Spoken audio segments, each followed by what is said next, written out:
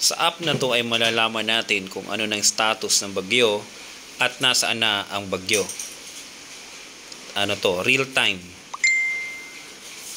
Kung makikita nyo, nasa General Trias tayo. Nakalagay dyan yung ating location. Sa baba niyan yung radar. At saka sa pinakababa, ma-adjust mo yung oras kung anong status na niya after ilang oras or ilang araw. Yan. Kaya titingnan natin yung area na yan, kulay yellow, orange and red. Yung green tsaka blue. So yung blue, hindi ko alam kung ano ibig sabihin yan, pero parang yan ay ulan, tubig, no?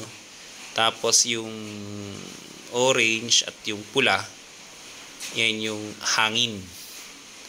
Kung titingnan natin, nasa Pilipinas pa, nasa loob pa ng Pilipinas yung bagyo. Habang sa kabilang side, sa Pacific Ocean naman, ay nakikita natin yung namumuong bagyo. At sa bandang taas ay mayroong ongoing na bagyo. Ay wait, Thursday pala to. Pagdating ng Thursday, yung status ng bagyo. Ngayong araw, Thursday ngayon, di ba? Ay, Friday ngayon, ha? Thursday. Thursday, bukas ang Friday. So, mayroong binabantayan daw yung Pag-asa, bandang Pacific Ocean. Ito yan siguro. Ngayong araw. Pero try natin sa mga susunod na araw o oras kung anong status. Malaking tulong tong app na to kasi mamomonitor mo talaga real time yung update ng panahon o ng bagyo. Bagyo man yan or init, nakikita mo kung ano yung status.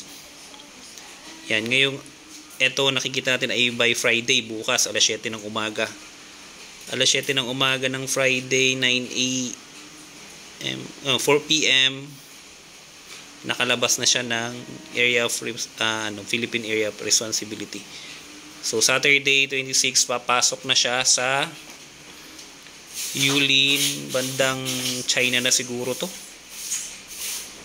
At tatama na siya doon sa kalupaan doon. Pero hindi na siya didiretso doon sa bandang kalupaan kasi matutulong na siya dito bandang Sunday.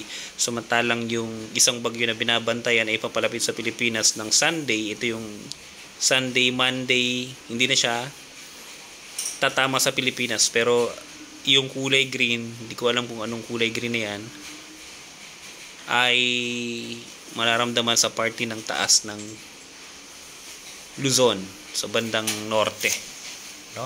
Para ko naging dito news anchor on weather forecaster.